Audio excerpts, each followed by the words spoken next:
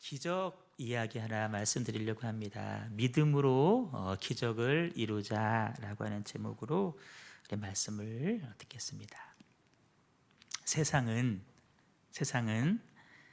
하나님께서 정하신 질서대로 유지가 되고 운영이 됩니다. 그냥 막 돌아가는 게 아닙니다. 하나님께서 정하신 질서대로, 원리대로 유지 운영이 됩니다.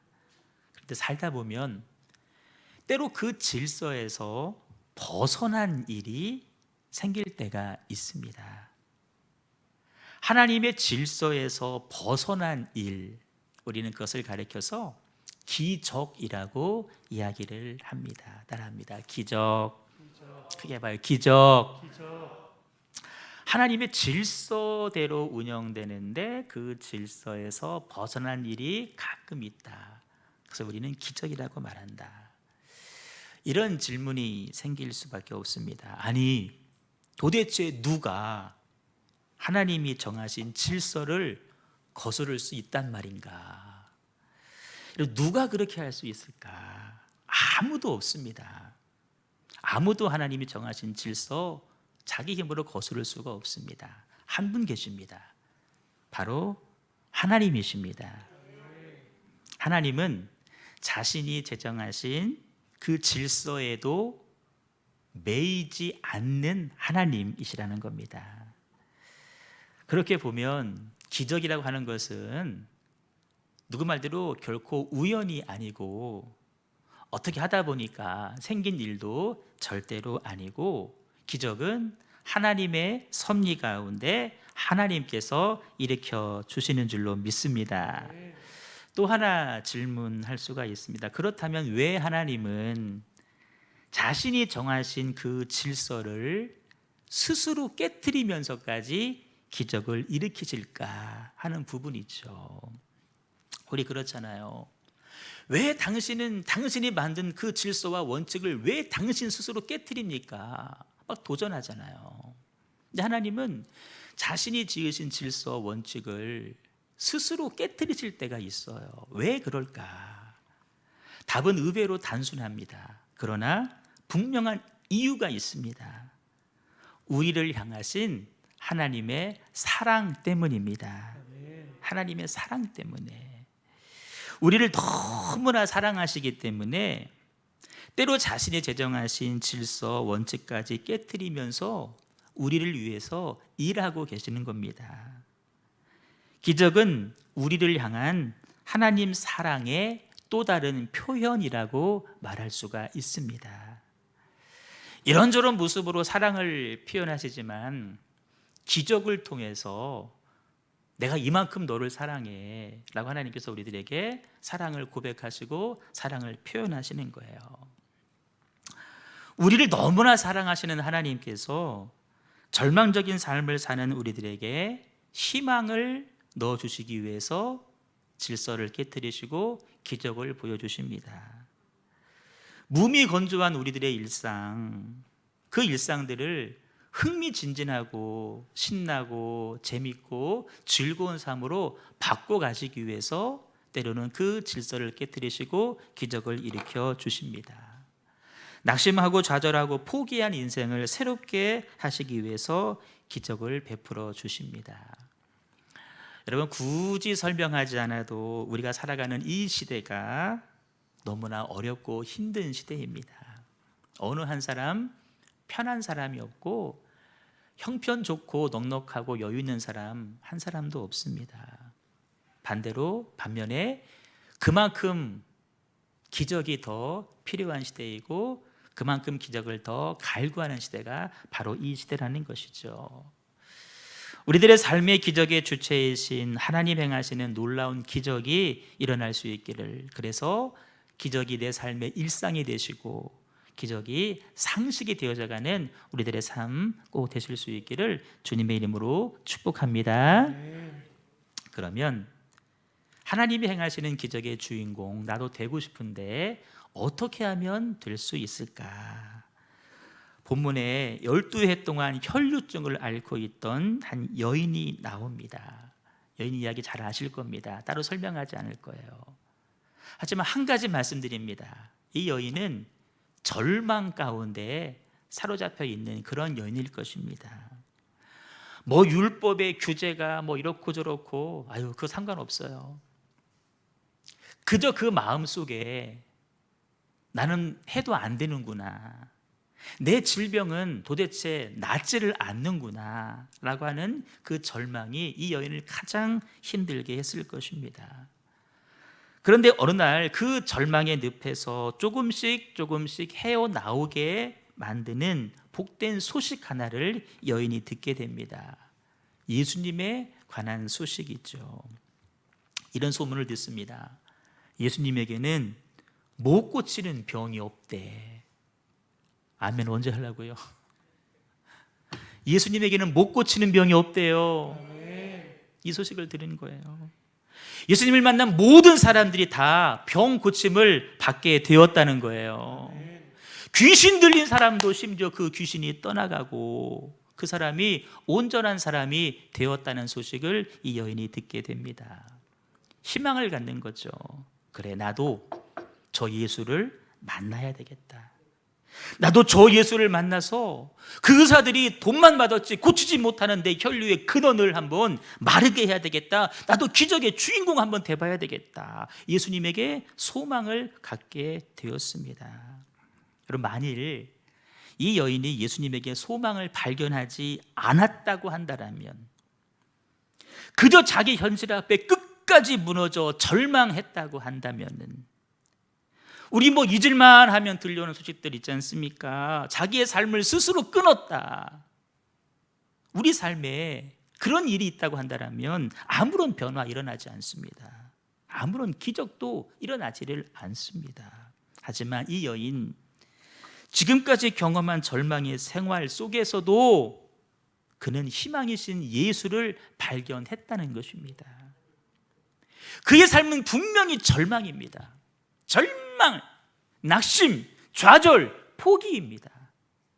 그런 상황 가운데서도 이 여인은 그 절망 속으로 나를 깊이 빠져들게 내버려 둔 것이 아니라 그만 가, 절망으로 그만 가, 이제 방향을 돌려 희망이신 예수에게 그 삶의 방향을, 그 생각의 방향을, 그 시선을, 그 마음을 옮겼다라는 것입니다. 여러분, 믿음이 무엇일까? 믿음이라고 하는 것은 절망 속에서도 희망을 발견하는 것이 바로 믿음인 줄로 믿습니다.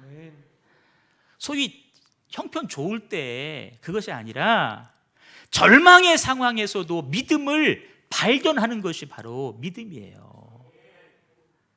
절망의 유혹을 이겨내고 희망을 선택하는 것이 바로 믿음이라는 것입니다. 내 앞에 있는 소망의 주님, 능력의 주님을 붙잡는 게 믿음이에요. 믿음은 상황보다 크신 하나님을 바라보고 문제보다 크신 하나님을 붙잡으시고 그를 따라가는 것이 바로 믿음인 줄로 믿습니다. 내가 해결할 수 없는 그 문제를 예수님에게 떠넘기는 거예요. 조금 염치 없지만 내가 해결할 수 없는 문제를 주님 받아주세요, 떠넘기는 것이 믿음이죠. 여러분, 희망을 선택하십시오. 소망이신 주님의 능력을 붙잡으십시오. 그 어떤 상황에서도 하나님을 의지하십시오. 그것이 바로 믿음입니다. 하나님은 우리들에게 뭘 보기 원하시느냐? 너 속에 그 믿음이 있다는 사실을 나에게 한번 보여줬으면 좋겠다. 다른 거 안 보십니다. 그 믿음을 바라보시고 그 믿음을 증거로 삼으시고 믿음을 재료 삼으셔서 오늘도 우리 삶 가운데 성경에만 있는 것이 아니라 우리 삶에도 기적을 일으키시고 우리를 기적의 주인공 되게 해주실 줄로 믿습니다. 맥켄토시라는 사람이 이런 말을 했답니다. 성경은 아니지만 한번 들어보십시오. 아주 어려운 위기 상황에 빠졌을 때 그것을 위기로 볼 것이 아니라 우리를 위한 하나님의 넘치는 은혜라고 생각을 하십시오. 그 어려운 상황이 내게 은혜를 주시기 위한 하나님의 섭리구나 라고 해석을 하라는 것이죠. 그렇게만 하면 아주 깊은 바다에 빠져 있을지라도 내 영혼의 흔들림 없이 영혼에 요동치지 아니하고 하나님께 영광을 돌릴 수 있을 것입니다 라는 이야기를 했어요. 우리 고난 중에도 믿음을 고백하며 승리를 경험한 다윗의 고백을 한번 크게 읽도록 하겠습니다. 시작. 여호와께서 사람의 걸음을 정하시고 그의 길을 기뻐하시나니 그는 넘어지나 아주 엎드러지지 않음은 여호와께서 그의 손으로 붙드심이로다. 아멘. 넘어지지만 아주 엎드러지지 아니하는 것은 여호와께서 그의 손을 붙잡아 주시기 때문이다.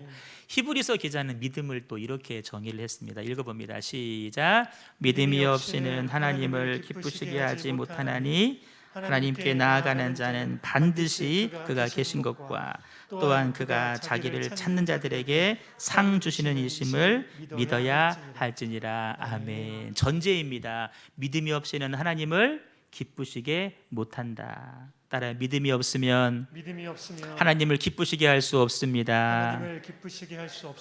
믿음을 가지라는 거예요. 근데 뭘 믿느냐? 두 가지입니다. 첫째는 하나님이 반드시 계시다라는 사실. 따라 하나님은 지금도 살아계십니다.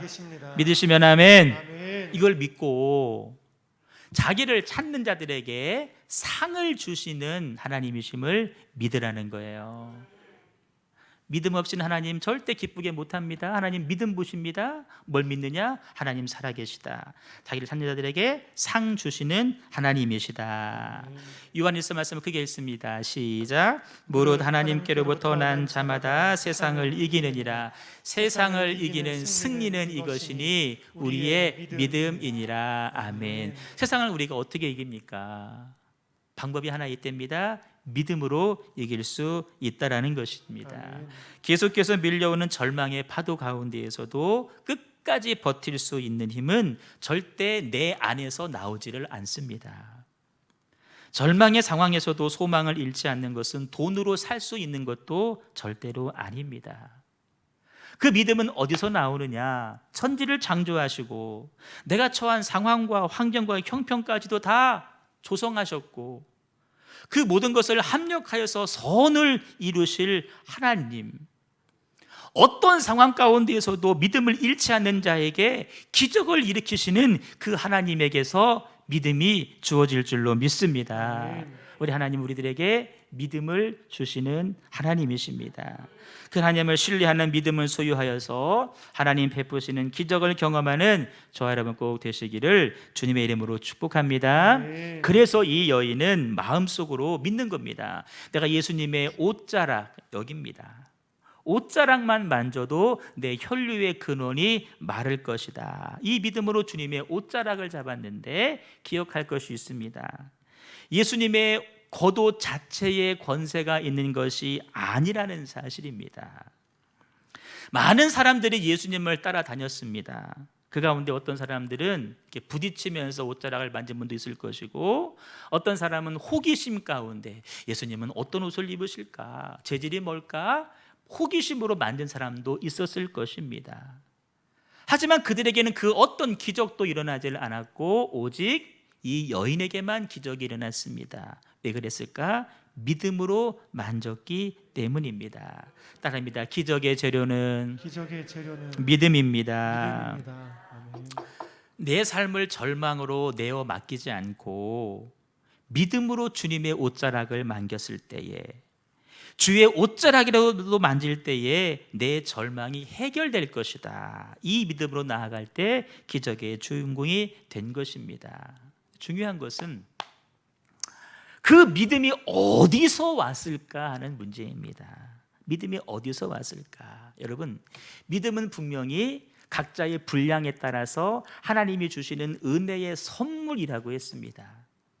믿음의 근원, 믿음의 출처는 하나님이십니다. 하나님이 각자에게 주시는데 누구에게 주시느냐, 누구에게 더 많은 분량의 믿음을 주시느냐, 그것을 결정하는 것은 저와 여러분의 선택, 우리의 태도에 달려 있다는 것입니다.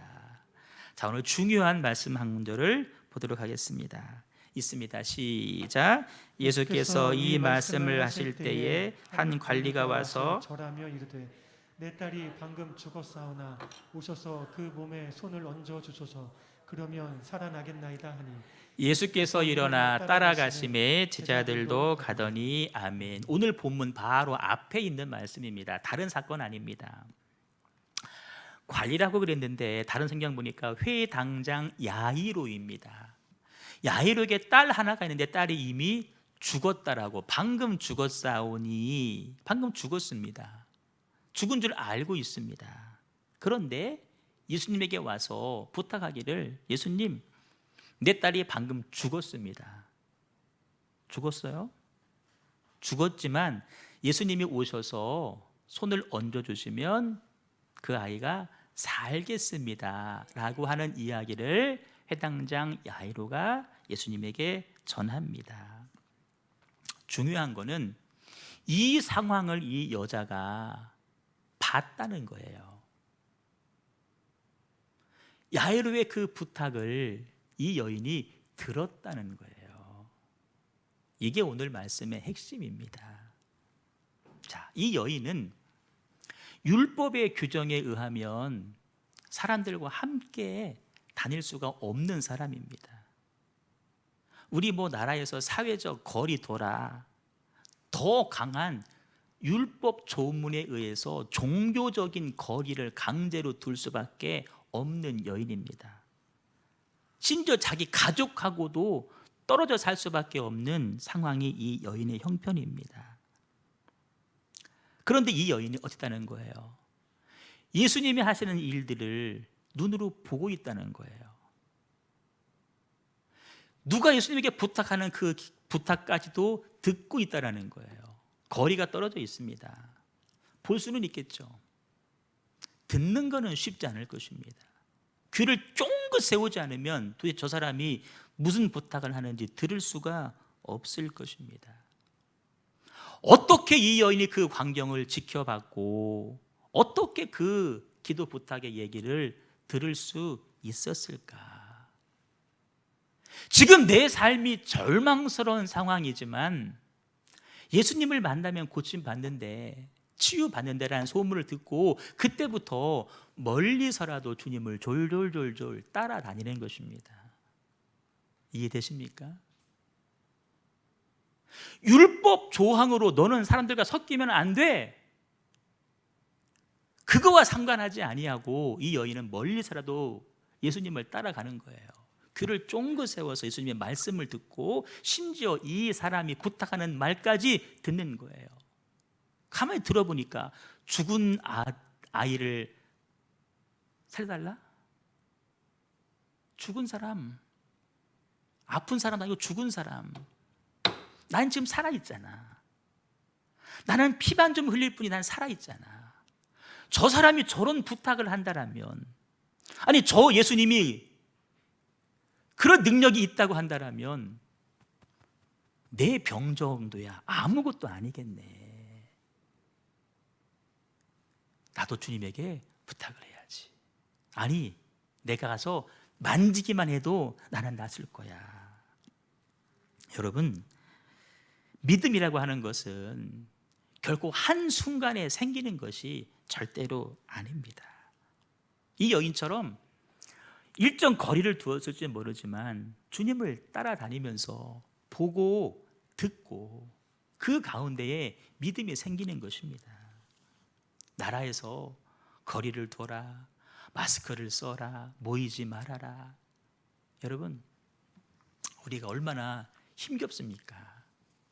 그 가운데에서도 우리가 이 여인처럼 율법으로 금지시켰지만 따라다니는 여인처럼 나라에서 그렇게 제한을 두긴 하지만 우리는 그럼에도 불구하고 법을 지키는 한에서 주님을 따라가는 겁니다.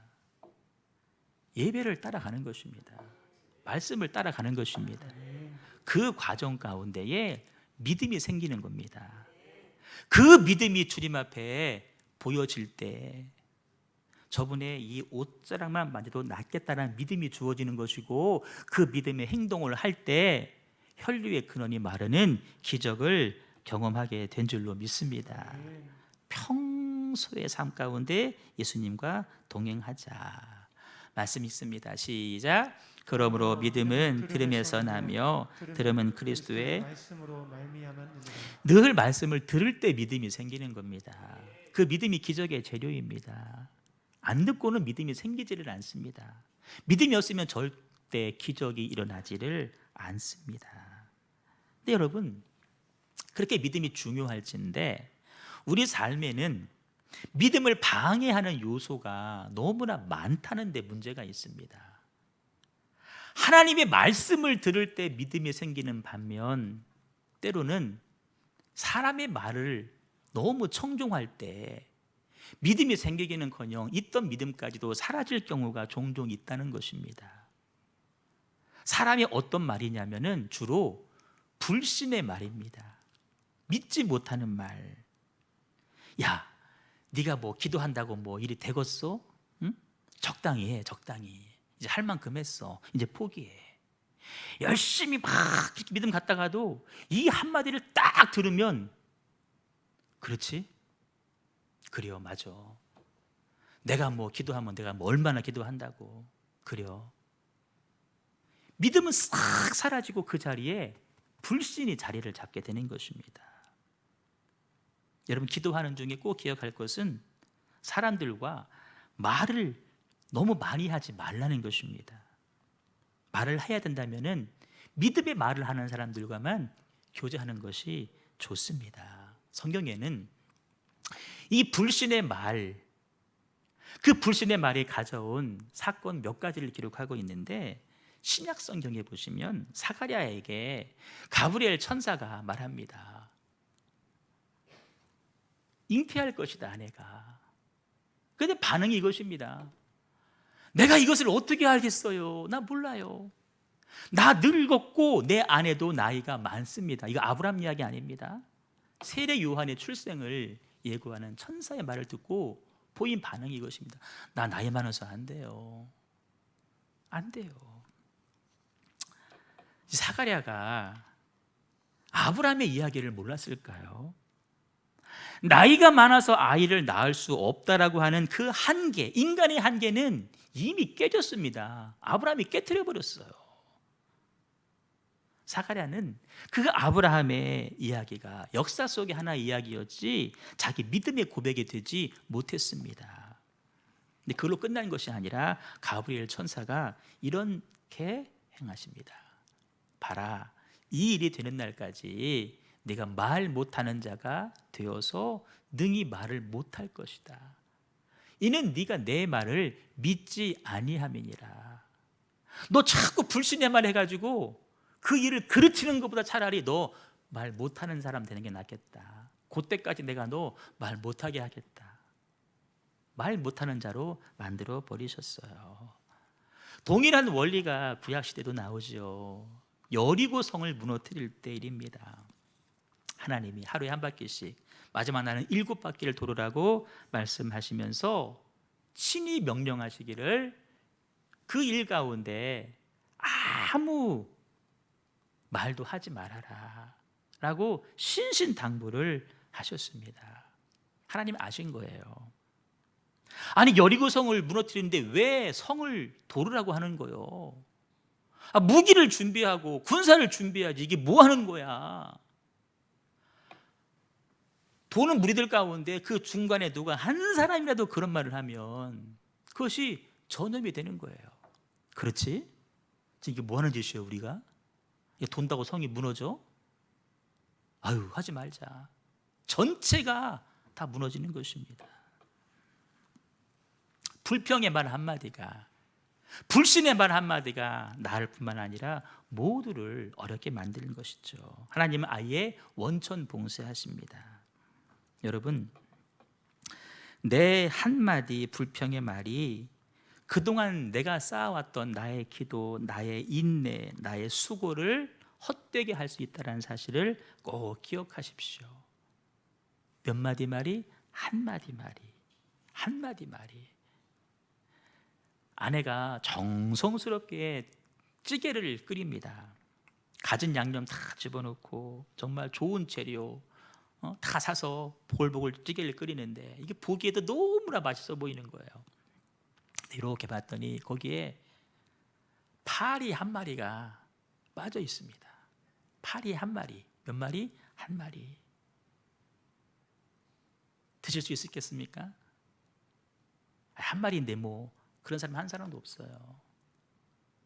파리 한 마리 빠져도 먹지 못하는 것입니다. 우리가 하는 불신의 말 한마디, 그 한마디가 나도 다른 사람도 공동체도 그들 가운데 역사하실 하나님의 기적을 방해할 수 있다는 것입니다. 두 번째, 우리는 원망과 불평의 말을 하지 말아야 됩니다. 이 말이 하나님의 기적을 가로막는 말입니다. 광야 40년 걸렸습니다. 어른 걸음으로 넉넉 잡아서 일주일 갈 수 있는 거리를 40년 걸렸다. 거기까지 인도하실 하나님을 믿지 못한다는 증거입니다. 원망하죠. 하나님이 이렇게 말씀하십니다. 너희들 나를 향하여 왜 원망하냐? 그 원망하는 말 내가 다 들었어. 그 다음 말씀하시죠? 듣고 끝나는 것이 아니라 내가 맹세한다. 내 귀에 들린 말 그대로 너희들에게 행해 줄 거야. 결국에 애굽에서 나온 1세대들은 광야에서 다 시간을 보낼 수밖에 없었습니다.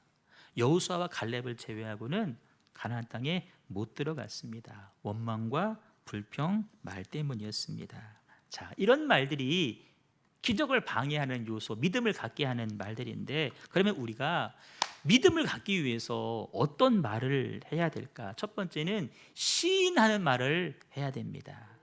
인정하는 말을 해야 됩니다. 인정하고 시인한다. 자, 말씀 크게 있습니다. 시작. 사람이 마음으로 믿어 의에 이르고 입으로 시인하여 구원에 이르니라. 마음으로 믿습니다. 근데 그걸로 되는 것이 아니라 입으로 시인해야 되는 거예요. 입으로 시인해. 사랑하는 사람 나 마음으로 사랑해. 상대방은 몰라요. 입으로 시인해야 돼요. 아니요 목사님, 마음은 그렇지 않은데 말만 그렇게 하는 거예요. 아닙니다. 이미 입술을 통해서 말이 나가면 소용이 없습니다. 시인하는 말을 하셔야 됩니다. 또 한 가지, 하나님 말씀이 주어지면 아멘으로 화답하십시오. 아멘으로 화답하십시오. 아멘은 나는 그 말씀에 동의합니다. 난 그 말씀이 맞습니다. 그 말씀이 내 삶에 이루어지기를 원합니다라고 하는 반응이 아멘입니다. 돌아가신 황수관 장로님이 아멘은 만병통치약이다라는 말씀을 하신 적이 있어요. 만병통치약이다. 아멘, 아멘 하는 것이죠. 자, 성경 말씀 하나 있습니다. 시작. 하나님의 아들 예수 그리스도께서는 예도 되셨다가 동시에 아니도 되신 분이 아니었습니다. 그리스도 안에는 예만 있을 뿐입니다. 너무 중요한 말씀입니다. 언제는 예하다가 언제는 아니하다가 그렇게 왔다 갔다 하는 것이 아니라는 것입니다. 내가 인정하는 말씀은 예고 다른 말씀은 아니오가 아니라 모든 말씀에 그리스도 안에는 예만 있을 뿐입니다. 아멘만 있을 뿐입니다. 획일화 시키냐고요? 아닙니다. 그리스도 안에는 예만 있습니다. 여러분, 이 말씀에 여러분 진짜 아멘 나오셔야 됩니다. 읽어요. 시작. 우리가 알거니와 하나님을 사랑하는 자 곧 그의 뜻대로 부르심을 입은 자들에게는 모든 것이 합력하여 모든 것이 합력해져서 나에게 선을 이루어 간다는 거예요. 모든 일은 지금 벌어지고 있는 안 좋은 일들도 실패도 좌절도 하나님은 잘 이렇게 믹스해서 조합해서 마지막에 합력시켜서 선으로 이루어 가실 것이다. 그러면 결코 지금 원망하거나 불평할 이유가 없죠. 이것도 선을 이루기 위한 재료다라고 볼 수가 있는 것이죠. 마지막 세 번째입니다. 삶에 일어날 일들을 고백하십시오. 입술로 고백하십시오. 고백이란 하나님을 향한 내 믿음의 표현입니다. 표현. 고백잘에서 복받은 사람이 있습니다. 다윗입니다. 읽어요. 시작. 여호와는 나의 목자시니 내게 부족함이 없으리로다. 아멘. 이 광야 생활, 고단한 삶 가운데에서도 여호와는 나의 목자가 되셔서 내가 부족함이 없습니다 라는 고백을 드리는 거예요. 여러분, 예배 마치고 돌아가시면서부터도 벌써 어려운 일들이 생길 수가 있을 것입니다. 당장 내일부터, 모레부터 계속 있을 수 있겠죠. 그 가운데에서도 우리 입술에 고백을 하는 겁니다. 여호와는 나의 목자십니다. 그래서 내 삶에는 아무런 부족함이 없습니다. 이 고백을 한번 여러분 올려두십시오. 고백이요. 입술로 고백하십시오. 행동으로 고백하십시오.